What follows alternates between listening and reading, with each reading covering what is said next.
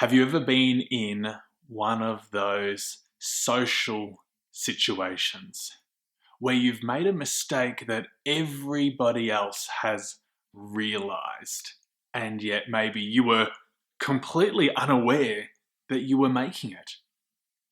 I was thinking back to when I was a young child.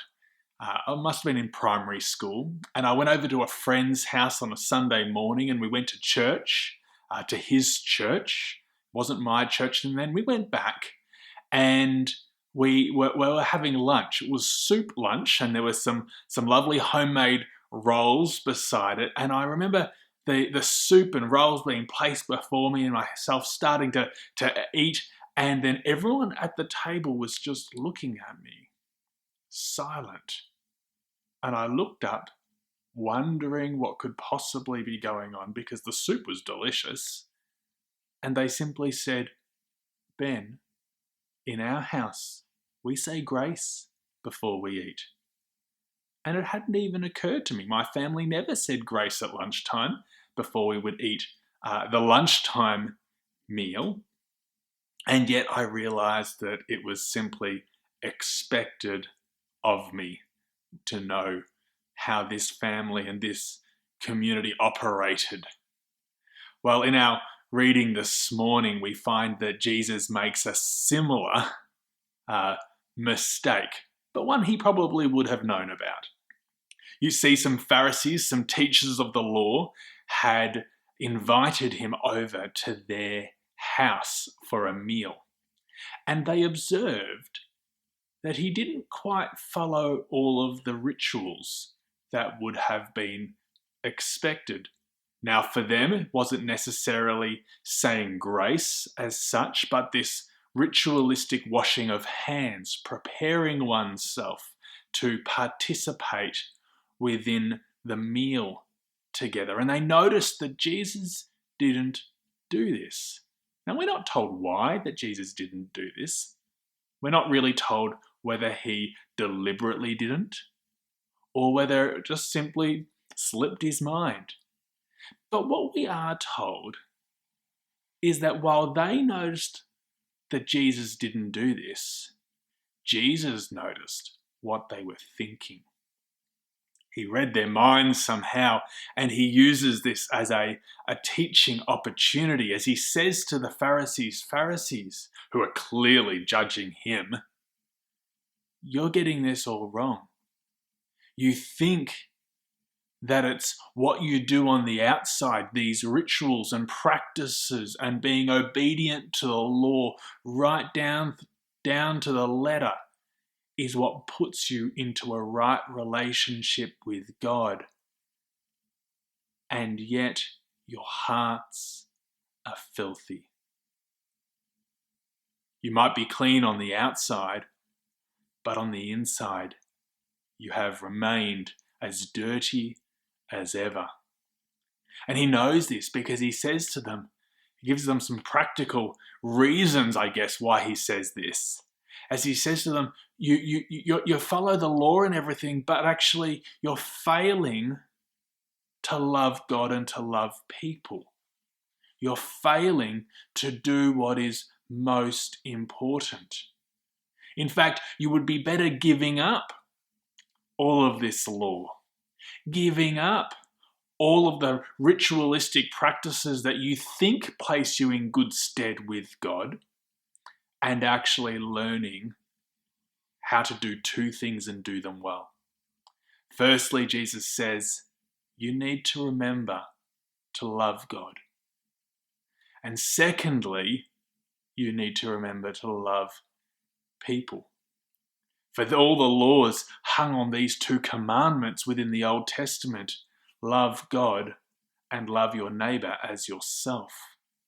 Love God and love others. And yet the Pharisees were failing to do this. And so while they were following down to the letter of the law, even to the point of when they would go into the temple to give their tithing, their offertory, they would tithe right down to the spices within their spice rack. While they were following all of these rituals and practices, They might have looked clean on the outside, but on the inside, where it counted within their hearts, they were actually still filthy. And as I was thinking about this and thinking about what does it look like for us, maybe it's not the same types of Jewish customs and practices and ritual washings and such that we might have in place, but we would have other symbols or tokens that sometimes we can grab hold of in thinking this is what it means to be a faithful follower of Jesus. This is what it means to put us into right relationship with God. For myself, and I think probably many of you might agree with me, I thought that if I could only read my Bible daily, pray regularly, and be nice to other people, that's what it involved. That's what would put me into right relationship with God. And do you know what? As I thought about this, and as I've journeyed through that season, I realized that one, I struggled to read my Bible regularly at times. I struggled to remember to pray all the time. And I certainly wasn't always nice to people. And looking back on it, I realized that actually I was doing exactly what the Pharisees were doing, trying to build up symbols in this earthly world to measure myself up against, to say if I can only do these things, that makes me good enough. And yet I find that there's nothing that can make us good enough. Nothing except Jesus. And so, my friends, today we wrestle with exactly the same difficulty as the Pharisees. How do we not think falsely? Think that if only we do these things, we can be in right relationship with God, right standing with God. But rather, how do we love people and love God? That is what is expected of us. How does it start? Inside our hearts and to overflow into our actions. This is a challenge. It was a challenge for the Pharisees. If you read a little bit further in chapter 11, you'll find that as Jesus presented this both rebuke and then the challenge of what it did mean, what it does mean to follow God truly, they were outraged. They were livid.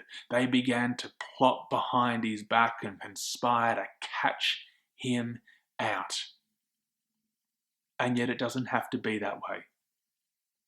The other response is to realize that we are frail human beings. That we do always try to take earthly rituals and practices, symbols, and elevate them in thinking if we can only do this, that sets us right.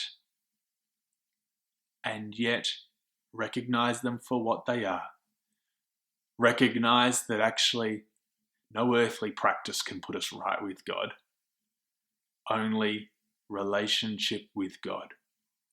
Loving God for what he deserves, loving others in the way that God loves them.